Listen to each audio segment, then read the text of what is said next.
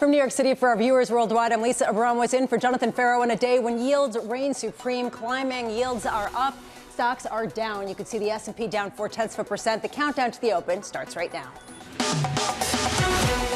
Everything you need to get set for the start of U.S. trading. This is Bloomberg The Open with Jonathan Ferro.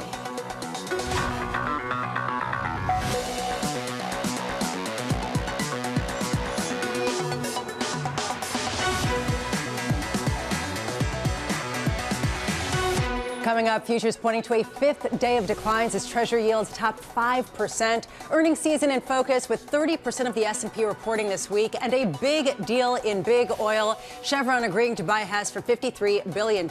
We begin with the big issue. Here comes big tech.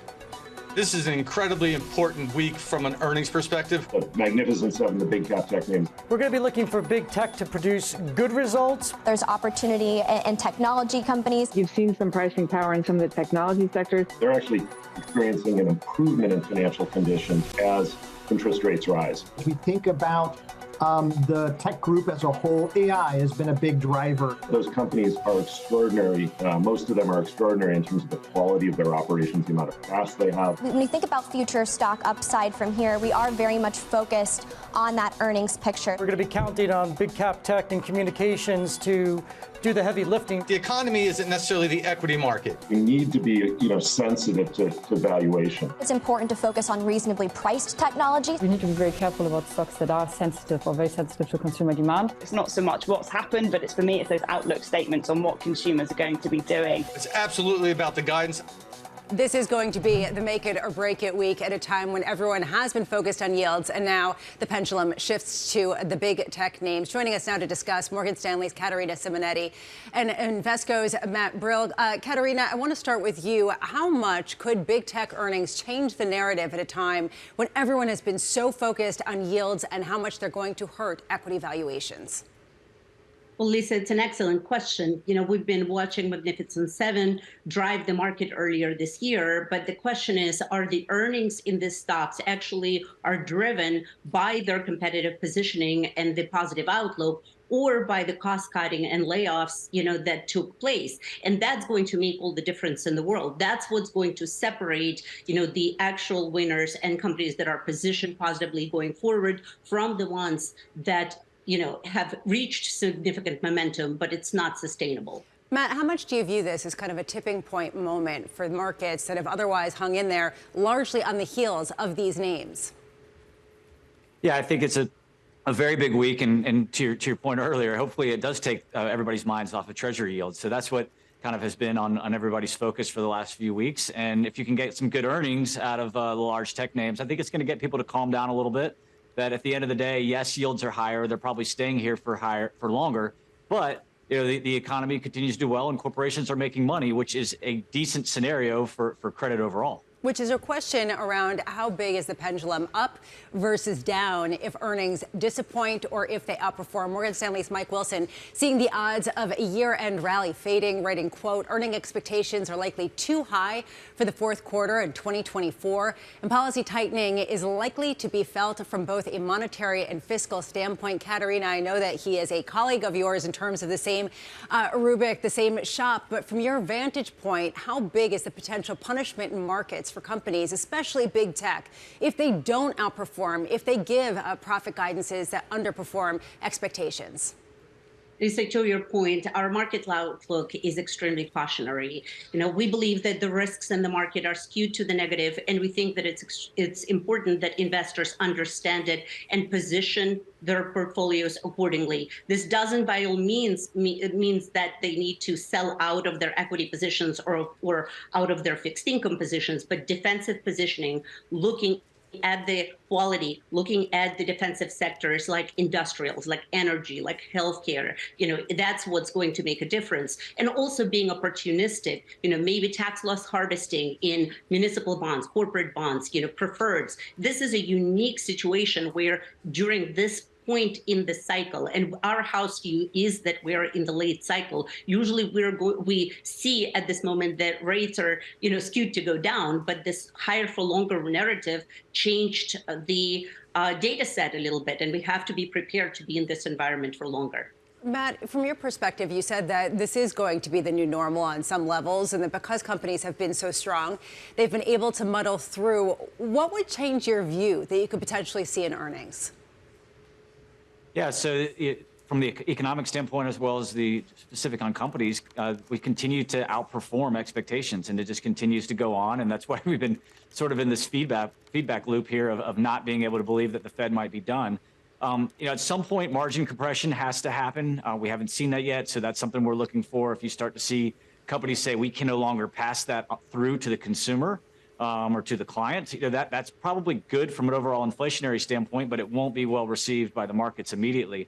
So that's one of the things we're watching. The bank earnings just finished up, and they were pretty decent. Loan quality still remains good. We all know about commercial real estate and their issues there, but they're reserving for it. And overall, it just feels as if the worst has not hit yet. So we're still relatively optimistic it's going to be a decent quarter for earnings here. Which is a reason why a lot of people are wondering why yields in the U.S. 10-year topped 5% for the first time today since 2007, whether this is due to the strength that you're seeing underpinning some of these corporate stories, Matt, like you were talking about, or whether there is something else at play. Joining us now to really understand this is Ira Jersey of Bloomberg Intelligence. Ira, is this a technical move that you feel in yields climbing to the highest levels going back to 2007? Well, it's certainly partly technical, partly on the idea that supply is going to continue to be a strain. But the single biggest thing is the global central bank environment, in my view. Number one is you think about what we were pricing for the yields to be in 2025 and where the policy rate was going to be in 2025. It was 2.5%. It's now 4%. So we had to reprice 5-year notes, 10-year notes, and even the long bond to reflect that less easy monetary policy going forward, number one. And number two, it's the global aspect of this. One of the reasons we've sold off overnight in the U.S. was the headlines that Japan may again ease its yield curve control targets. So that means that, yields in Japan wind up selling off, followed by Europe, and the U.S. just has to follow because it is one of the more liquid government bond markets in the world. Do you start to see buyers come in at this point, Ira? We had a number of guests earlier this morning who seemed to suddenly like Treasuries a whole lot more here, including BlackRock. Well, I think Treasuries and certain parts of the Treasury curve offer an interesting dynamic because if you go out and buy a 5-year note right now, it means that it's hard to lose money in a 5-year note unless you think yields are going to go up another 300 or 350 basis points, which means, going back to like early 1980 type of levels for those yields. So I think the risk reward is getting more and more skewed toward being long. I think the problem is convincing people in a bear market, do I try to catch the falling knife? Do I try to catch the bottom? A lot of people had been long thinking, oh, when the Federal Reserve and other central banks stop their hiking cycles, it's time to buy duration and get long. And they've been burned now by at least 4 or 5 points in terms of the 10-year bond price going down. So I think it'll take a little bit more time. And 5% is not really an important technical level. 5.3% is pretty important here because that was a yield high from 2006-07 time period. So we could sell off a little bit more before we start to see a little bit of capitulation. Ira Jersey, thank you so much. Matt Brill and Caterina Simonetti still with us. Matt, are you looking to buy at 5.3%? You holding off until they're on the 10-year? Well, I think Ira nailed it. I mean, you talked to so many clients that they were attracted to yields at 4.30, and we saw massive inflows at 4.30, and it felt as if this was going to be just a fantastic environment for risk taking, and just inflows in general were really, really good. And then when we broke out of that current range to the 5%, everybody's just paused. And so, I think there's no doubt that things are cheap. There's two kind of things we were looking for, kind of check the box, if you will. One was 5%. The other is a flat to positive sloped yield curve. And so we're at, call it, minus 15, minus 14 on 2s, 10s. So we're close there, but not all the way there. So we're kind of at the point where we're just saying, look, we think it's cheap. We think the economy is slowing. It's not slowing quick enough. But, it's been tough because you've been burned a lot of times here. So the confidence is certainly low, but the valuations appear to be there. Matt, and I'm going to get to Katerina in a second, but Matt, are you concerned that we're starting to see signs that credit, I don't want to say it's cracking, but at least credit spreads are widening? They're starting to at least respond to the idea that borrowing costs are increasing as much as they have. Yeah, in the last week, we did move about 6 or 7 basis points in credit spreads, which was kind of out of the tighter end of the range there. We were down 2% in total return, which is a really vicious minus for the week. Takes us negative for the year now. And I think, when you look at credit spreads, they're still kind of in the median range. I would simply point that good companies don't default because the economy is too good. So I'm still not worried in that regard. And if you look at regional bank spreads, they were wider last week, but you're not looking at jump to default risk. So I still think that this is just more of an adjustment rather than a panic move out of the credit market. So, again, we're looking for rate stability. And when we get it, we do think that you're going to be looking at very attractive yields, which are going to be met with buyers. Katerina, does it make you nervous that Treasuries are not acting as a haven right now, as they normally would and should, that the sell-off has persisted for far longer than anyone had imagined? Well, it certainly raises an element of concern, but at the same time, the higher interest rate environment is a positive for individual investors. This is where, investors that are uncomfortable with this market, that, are looking at all the economic risks and geopolitical risks and the inflation that is not quite at the desired level of 2% yet, they have ability to go to cash, to private credit, to bonds, and actually enjoy higher interest rates, at least for quite some time. I mean, it will require some strategy to make sure that, these rates actually, last, and, a portfolio design techniques that will ensure that longevity. But that's the advantage in this market, that coupled with dividends and quality. And to Matt's point, this is where scale and quality matters more than ever before. We need to be looking for healthy balance sheets and, take advantage of this market. But will investors be comfortable, quite buying at this level, or calling the bottom? That remains to be seen. Just quickly, Katerina, have you been buying more Treasuries recently just simply because these yields are too good to pass up? Absolutely.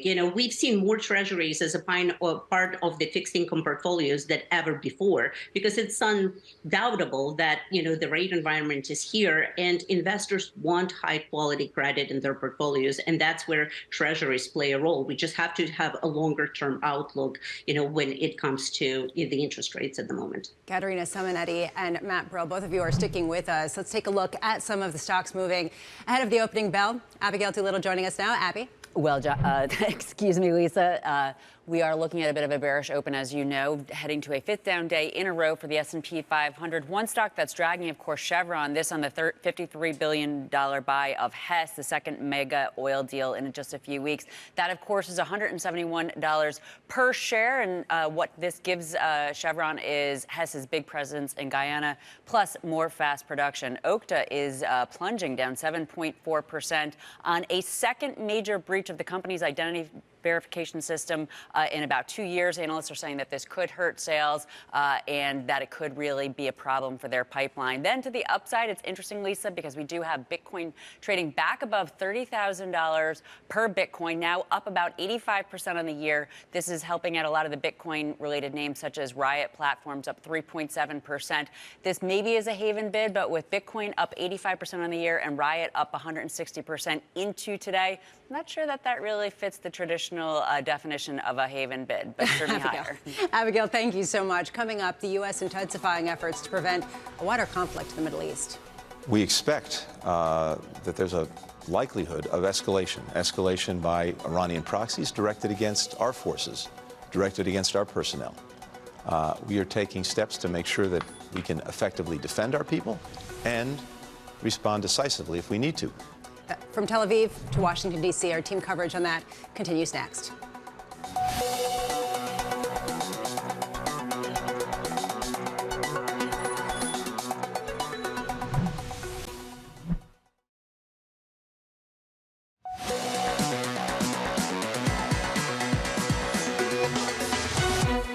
We expect that there's a likelihood of escalation by Iranian proxies directed against our forces, directed against our personnel.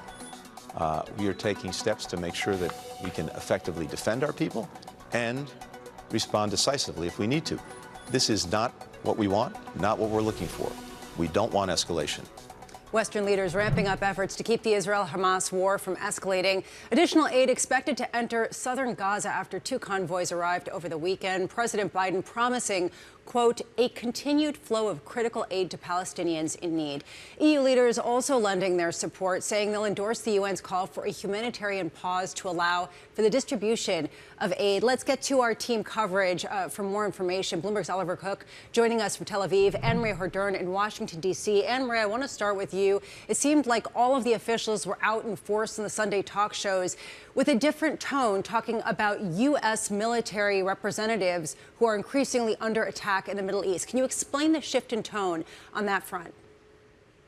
Yes, and we also saw a statement over the weekend from Secretary of Defense Lloyd Austin about how the U.S. is changing its posture in the region. One, it's moving one of the aircraft carriers. They did move to the eastern Mediterranean, closer to the command center. They are also moving some Patriot missiles, as well as putting on alert a number of troops for potential deployment. Now, they're just on alert, but this is, you can see, the U.S. changing how it's viewing this conflict in the Middle East. And one of the biggest takeaways over the weekend, whether or not it's on the Sunday talk shows or the fact that the president got on a number of phone calls, not just with Prime Minister of Israel, Benjamin Netanyahu, but with the leaders of Canada, France, the United Kingdom, Italy, Germany, is that they want to make sure that they can contain this, Lisa. They do not want to see this conflict metastasize throughout the region. Ali, how much are the Benjamin Netanyahus and his entire cabinet listening to all of the international influence that's being pressured on as Biden comes there, as you see other leaders also join forces in Tel Aviv? Listen, I think it's difficult to tell. I think, though, it would be naive not to realize the importance that the United States is playing here for Israel as an ally and as a support politically, militarily, and financially. And so as a result, that will certainly get them some influence. It got them certainly in the room in those meetings with the War Cabinet when Biden was here with Antony Blinken, with the National Security Advisors. So I think that certainly he's going to be a part of that conversation. I mean, we had it reported in Israeli media here that we have not confirmed, but that the defense minister, when talking to the Knesset, was saying that we can't very well just tell the Americans, you know, we're not interested. And this was in regard to aid and trying to get aid into Gaza. And we understand today, again, from Egyptian media, something that we've seen, it's been very difficult to track what's going on in Rafah, that there is more aid potentially already now flowing into Gaza, which would be another relief. But again, as we've been talking about, a drop in the bucket for what is really needed right now in the humanitarian situation. A really complicated situation. Ali and Marie, both of you, thank you so much for the updates. We'll be speaking with you throughout the day and weeks to come. So with us, Katerina Simonetti and Matt Brill, as we try to understand where markets are most vulnerable at a moment of fraught tensions in the Middle East. And I want to start with you, Katerina. How much are you watching the price of oil? And just what the percentage risks are that are being priced in. It's something that you cannot game out, that no one knows how it's going to end.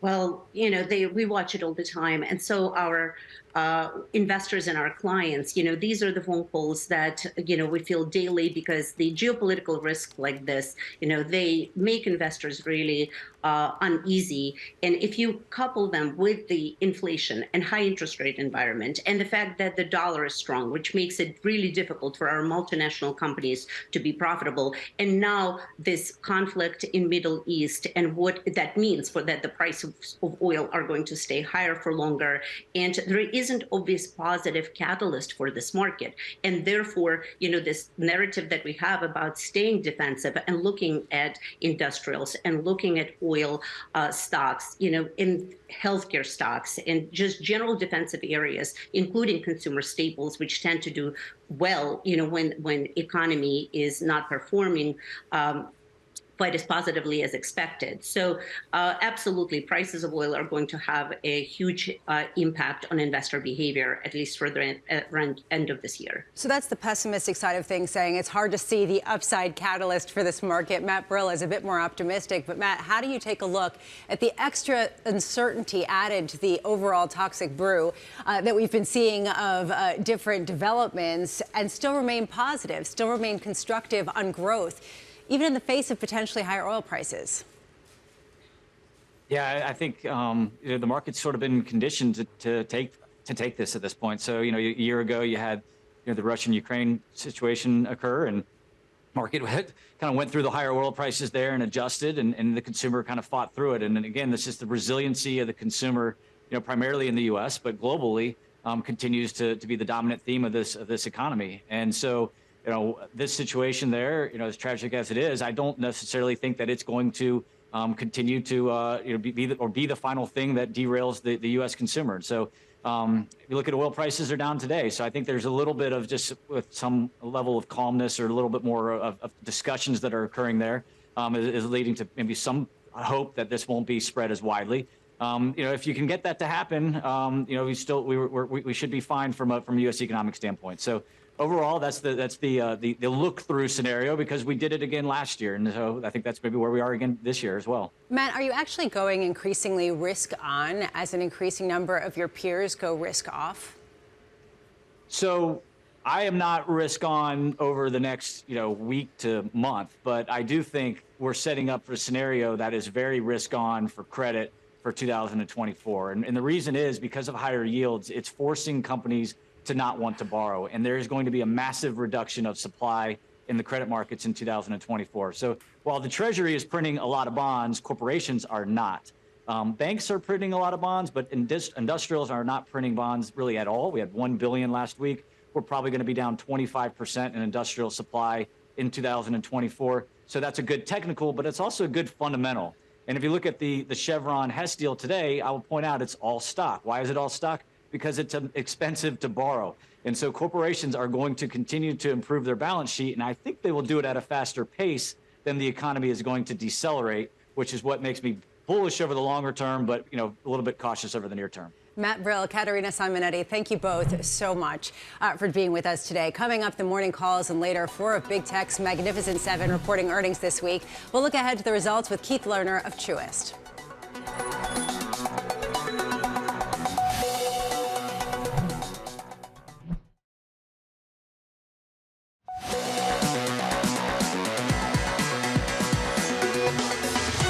This is Countdown to the Open. I'm Lisa Abramowicz in for Jonathan Ferro. Time now for the morning movers. First up, J.P. Morgan upgrading Walgreens Boots Alliance to overweight, highlighting the company's new management team and improving free cash flow. Next up, Stifel upgrading Pinterest to buy, seeing plenty of room for growth outside the company's domestic market.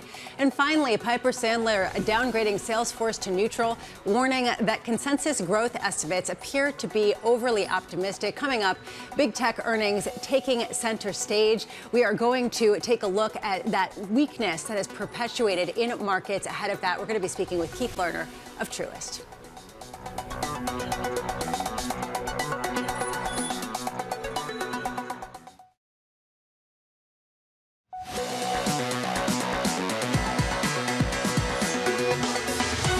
This is Countdown to the Open. I'm Lisa Abramowicz in for Jonathan Ferro, just moments away from the start of trading, and you can see that softness continuing as the session grows older. S&P futures lower by 0.4%. NASDAQ down about the same. The action has been in the bond market, particularly with yields crossing the 5% level for the first time going back to 2007. One sector to watch at the open is energy, with Merger Monday in full effect. Chevron agreeing to buy Hess for $53 billion. Chevron CEO Mike Wirth saying, quote, "This combination positions us to strengthen our long-term performance and further enhance our advantage portfolio." We've been seeing oil prices a little bit lower, but otherwise rising. Joining us now to talk through this deal is Abigail Doolittle. Abby. Well, Lisa, this isn't just the only big deal that we've seen in the oil space recently. Of course, ExxonMobil recently bought Pioneer Natural for about $59.5 billion. And right now we have Chevron trading lower. Hess has just flipped higher on this $53 billion deal, or that amounts to $171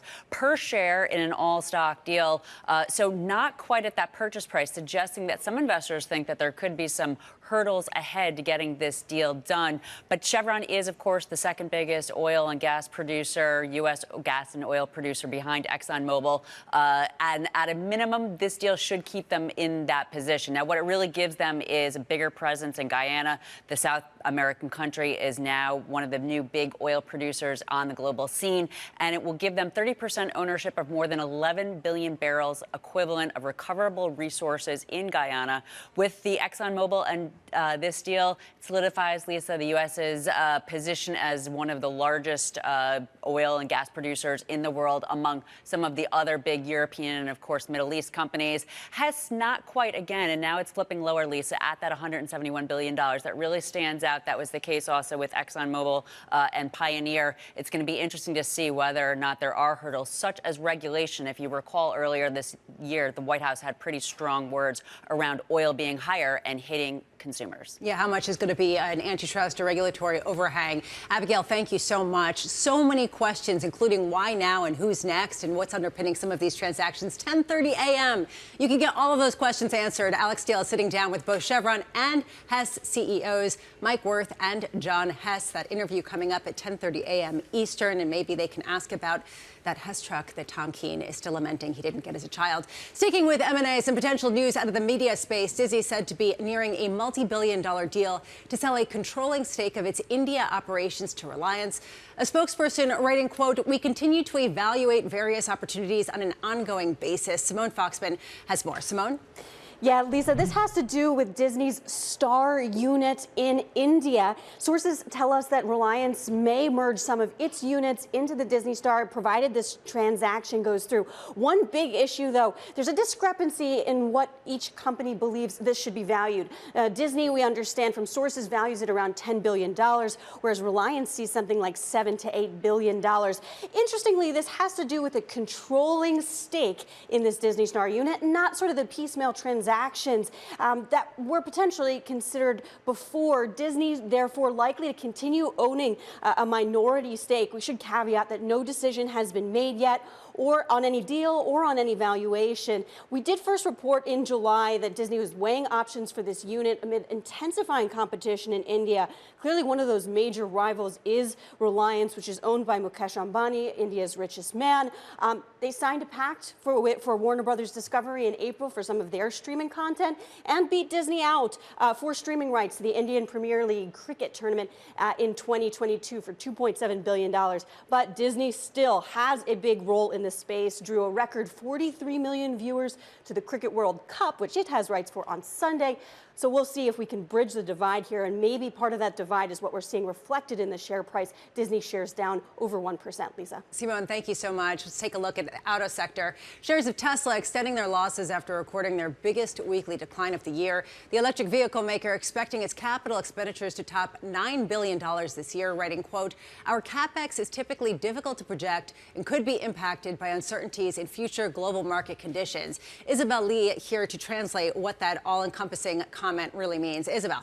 Hey, Lisa. So this is an increase from the expected capex Tesla announced in January this year, which fell around the $6 billion to the $8 billion range. And now it's saying it'll exceed $9 billion. So the company maintained its forecast of $7 billion to $9 billion in the next 2 years. So this is the second time in 9 months that Tesla has increased its forecast. And Tesla shares hit session lows earlier in pre-market trading, and it's now down by almost 3%, but still up around 70% year to date. So the move comes as Tesla ramps up its factory reopenings and also its rollout of its new models. So this includes the shipment of its revamped Model 3 compact sedan and the Blade Runner-inspired Cybertruck. So they're expecting it in the last 3 months of the year. So Elon Musk has said the company was also hesitating to open a factory in Mexico due to the uncertainties in the economic outlook. And Musk also warned that rising interest rates could hurt consumer appetite. Lisa. Isabel, thank you so much. Turning now to tech, it's a big week for earnings for the sector. Even with Treasury yields putting more pressure, there is a question of whether they can continue to outperform. Katie Greifeld has more on that. Katie. Hey, Lisa. Yeah, welcome to the biggest week of earnings. Nearly $16 trillion worth of S&P 500 market cap reports this week. Headlined, of course, by big tech. We're talking about the likes of Google, Microsoft, Meta, and Amazon, to name a few here. Now, obviously, these companies take the stage against a pretty difficult backdrop, if you can call it that. The S&P 500's third quarter EPS growth overall is seen slipping 1%. The tech sector in particular is seen growing by just 4.4%. And obviously for these big tech names, the focus will be on artificial intelligence, how much companies are spending to realize that promise and when that will actually be monetized. And then, like you mentioned, obviously the cross-asset backdrop. Lisa, I think you were already on air, but the news I woke up to was 5 or 10-year Treasury yields breaking breaking 5%. That's obviously created a lot of competition for capital. If you compare the S&P 500 versus the 10-year Treasury yield, that 10-year yield is now just about even with the S&P 500's forward earnings yield. So obviously just amping up pressure on equities overall. Katie, thank you so much. And that was the theme this morning with a number of different investors, including BlackRock's Wei Li, saying it is time to maybe not be short duration, but actually at least be neutral. Someone else who is aggressively neutral is Keith Lerner of Truist, who is expecting a more volatile equity market until there's some stability within interest rates, writing, quote, "We remain strongly neutral across stocks, bonds, and cash, given the market cross currents." Keith Lerner joining us now with more. But Keith, I want to start with what would make you less aggressively neutral? Are you starting to see the yields that can make you a little bit more comfortable with going into some of the longer duration bonds? Yeah, well, great to be with you, Lisa. I don't know if I'm going to use the word comfortable with anything in this market right now, but the first thing I do when I wake up in the morning and to get a barometer on the markets is look at the 10-year, and we know the 10-year is kind of breaching this 5% level. I will say this, Lisa, and we talked about this last month. I mean, as we approach this kind of 5 to 5.25, we're reaching the highs from 2007. Real yields or inflation-adjusted yields are also around 250. That's kind of where the top was close to in 2006 to 2007. So, listen, not to try to be a hero, but I do think that as we kind of hit these areas that there will be some more buyers stepping in. And if we step in and we just see yields stabilize, I think that will be enough to actually also see equities rebound. So this, instead of this case where stocks and bonds are falling together, they'll likely move up together. Again, as you mentioned, this is a big week for earnings as well. Well, let's talk about that, because at some point we've got to get off bonds, right? I mean, I feel like every morning we wake up and we quote the 10-year, and then we keep quoting it throughout the morning, and that's what we do. We wake up and repeat it again tomorrow. At what point do earnings take the narrative over and say, hey, look at these big companies with cash performances that are just tremendous, that are continuing to consolidate market share, even perhaps at the expense of all the smaller ones. Let's buy them, even though they're up, 150% if you take a look at Meta so far this year. Yeah, I think that's fair. I think one thing that's being overlooked right now, it's ironic that that the equity market's weakness is because the economy is too strong as opposed to too weak, which was the kind of the consensus coming into this year. And what's being overlooked right now, because of that strong economy, we just had for the S&P 500 forward 12-month earning estimates hit a record high. So again, I think that's being somewhat overlooked because there's so much attention on the 10-year. In our view, really just that stabilization would be enough if we stabilize in the 10-year to refocus on earnings. And the other thing is, we just did a note this morning and we looked back at, what was the average 10-year yield from 1950 to 2007, right? The pre-global financial crisis. The 10-year averaged about 6%. Cash yields were around 5%. And the total return for the S&P averaged above 11%. So stocks can do fine in that environment, but it's the adjustment process. And the challenge right now that makes it a bit more challenging is just how quickly we've moved up. So we just need, again, a little bit of stabilization. I think they'll be refocused. And on the margin, as we pull back, within that strongly or aggressively neutral that you said, we're becoming a little bit more positive because at least you're reflecting some of these market uncertainties that's right in front of us. All right, Keith, I've been wondering this for a long time. If you are strongly neutral, does that mean that you wake up every day, you look at the 10-year, you see if it's moved by more than 6 basis points? If it has, you roll over and you go back to sleep. Is that essentially what this means, or are you adjusting in real time around the different earnings that come out as well as readjusting to try to capture some of the yield? I might disappoint you, but no, we're not adjusting tick by tick. I mean, our tactical time frame is 6 to 18 months, basically. So we want to see something meaningful with that. We think there could be outperformance over a period of time. But where we really have focus, so yes, we're more neutral with stocks versus cash versus bonds, but we've been making big bets within asset classes. We've been Team USA all year. Look at the U.S. spread relative to international markets, especially emerging markets where we remain negative and we have zero allocation in our portfolio. So that's a way to pick up some, relative performance. We still think large caps over small caps make sense, not only because of what you just mentioned on kind of the tech earnings, but small caps have a lot more floating rate debt. They're much more sensitive to these higher rates, and the business cycle is working against them. So I do think there's opportunities there. And another market where you focus a lot, Lisa, we're starting to see those credit spreads start to creep higher. We do not think this is the time to take on credit risk. We would stay high quality, and again, start leaning into that 10-year without trying to call the top. Right now, we're just definitely watching also specific sectors, including oil. And this morning, we did see Chevron announcing an all-stock acquisition of Hess. How are you playing the discussion that people keep having that there's going to be much more consolidation in this sector, especially at a time when it's about maximizing the profits out of the ground before people don't want it? Yeah. Well, listen, I just think in general, the energy sector is a good hedge in this market. We are overweight the energy sector. And the way to think about it is this. I mean, I think the lower end of the oil prices is higher than what it was. These companies are generating huge cash flow. And I think even today, the story with Chevron is a cash flow story. So they're one of the cheapest sectors in the market. And we're also seeing a lot of positive earnings momentum. So I would say, stay overweight energy. It's a good overall hedge. And I think the fundamental story is still positive, not just for this year, but it's a multi-year story. When we talk about earnings, the fact that $15 trillion worth of market cap is going to be reporting this week, how much are you watching the underperformances and how punished they are by the market? By one measure, the disappointments were met with the biggest sell-offs going back since 2019 so far in the earnings cycle. Does that tell you something? Well, it's a negative, right? And the other thing we're seeing is on top of that, even positive earnings have not been received well. So I think in some ways you could say, well, maybe all the good news is baked into stocks, and therefore they're looking ahead to a slower economy. And I think that's potentially, true. But I think more likely is that during this earnings season, we've seen the 10-year move up so rapidly that people are just dismissing the earnings in totality, both positive surprises and, as you mentioned, even hitting the smaller companies more. So again, I'd like to see stocks react better to positive news, but I think that 10-year is really what's driving things more than the actual earnings today. It sounds like we're going to have to wake up every day, look at the 10-year, see how much it's moving, and then determine whether or not to get back into bed. Keith Lerner, you're going to be sticking with us. Thank you. Coming up, House Republicans entering another week without a speaker. This is not a time to play games. This is embarrassing for the Republican Party. It's embarrassing for the nation, and we need to look at one another and solve the problem. The race for House Speaker heating up as 9 candidates start campaigning. That conversation coming up next.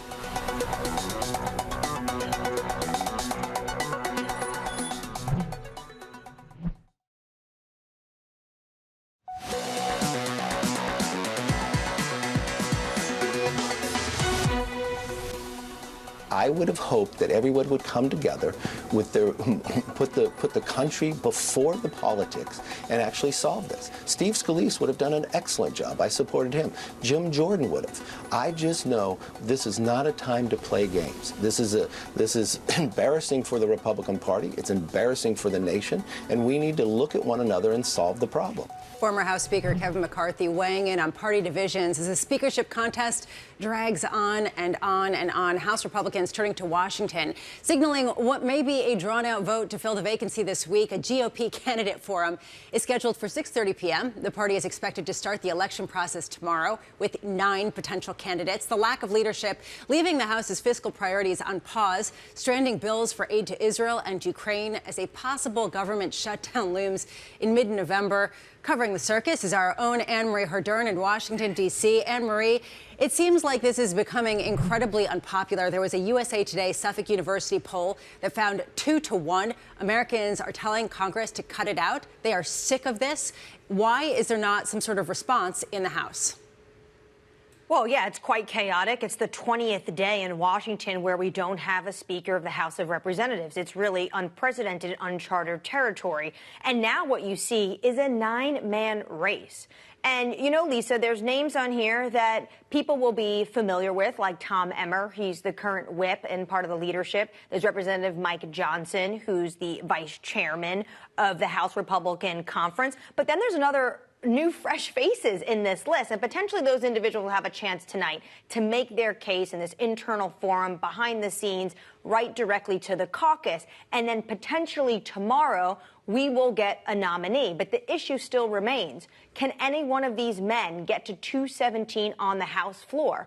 One analyst at Cook Political Report said the best person that has the best chance of getting to 217 is someone who hasn't been around long enough to tick off more than 4 members of his colleagues. Which gives you a sense of just where we are right now. It feels a bit like junior high school. Anne-Marie, at a certain point, Are they getting the sense of urgency that a lot of people are feeling outside of Washington, D.C. with some of the budget requests and with the government shutdown looming?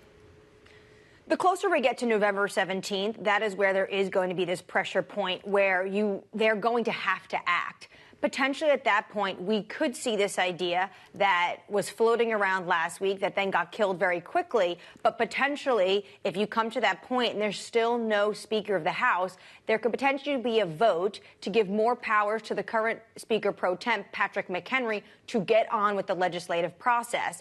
But that's not going to be an individual that potentially could remain Speaker for next year, or maybe that individual can, or we could see the Democrats really come to play and there want to be some sort of power sharing. The issue with that is that'll be very difficult for Republican when you think about the fact that they have an election next November. Anne-Marie, thank you so much. We keep catching up with you on this issue. Pangaea's Terry Haynes weighing in on how the race for speakership could unfold. What you'll end up with is a situation where Congress, and I think principally the Senate, is going to make a decision on the amount of both aid. I do think in the end you will see something close to what Biden is asking for, but also it's going to take a couple of months to get there. And for both geopolitics and for the markets, that's going to seem way too long. Keith Lerner, still with us, reeling as he tries to parse through this all and figure out how to factor it into an investment thesis. Keith, how do you put this all together? You know, I call it the carousel of concerns. You call it the circus. I mean, there's so many different things, you know, but I also say there's a high price for certainty. You know, when everything is worked out, I mean, typically markets rebound. So in some ways, at least the markets reset a bit. You look at the S&P 500. We know valuations are not cheap, but they're down to about 17.5. You'd strip out that magnificent 7, you're around 15.5. Stocks are, you know, somewhat oversold and sentiment is pretty negative. So if yields come down, if we actually have something that moves forward in Congress, if oil prices stabilize, I mean, these are all things that also can be energy for the market, no pun intended. But, you know, as far as, you know, catalysts, you actually, you know, you have a lot of negativity. You just need one or two things to break right to actually have some type of rebound. And I will say, for what it's worth, as we move out of this month, November and December tends to be a much more positive seasonal period for the equity markets. What you just said there was very interesting to me, Keith. That basically there is an implication that the negativity, the wall of worry that we're talking about right now, is priced in on some level, that it's actually acting as a damper to valuations and to risk appetite. Is that your view, that you think that it actually is being priced into markets that other people say have been relatively sanguine? You know, it's interesting because if you look at the S&P 500 itself, I mean, we're down 8%. That's not too much. But look below the surface. You're at a 52-week low for small caps. They're down 15, 16%. You have some of the more interest rate sensitive areas like utilities and real estate down over 20%. The average stock down 13. So, yes, I think, is it fully priced in? And is all the bad news? You know, I don't know the answer to that. But I will say, well, at least better reflecting some of these known uncertainties that we're talking about every day. And also, as you mentioned, is the 10-year. So in some ways, I think that is a incremental positive in a sea of gloom. Just to cap this off, if there is a House Speaker elected and there is a sense that the U.S. government is not going to shut down, do you go out and buy equities? I don't think that's the main reason why the market's down right now. I think the main reason that the market's down is the 10-year. So I would say this. I would be leaning in, if you're underweight equities, I would be leaning in now more towards a neutral allocation, as you said, but a lot of folks still have a lot of cash. I would use that as an opportunity. And if the 10-year comes down, you know, even, you know, 20 basis points, 30 basis points, that could be enough for the market to move higher. And maybe the last point, Lisa, is something that you focus on a lot. You know, if the 10-year Treasury, going back to fixed income, goes up 50 basis points, the total return on a 12-month basis for high-quality bonds will still actually be positive because that coupon carry. If you go down 50 basis points, you're up about 8% on a total return basis. Keith Lerner, thank you so much. We'll carry that conversation forward. Coming up on the market-moving events that you need to be watching. That's next in our trading diary. And if you take a look at 10-year yields, the buyers have come in down aggressively from where they were before. This is Bloomberg.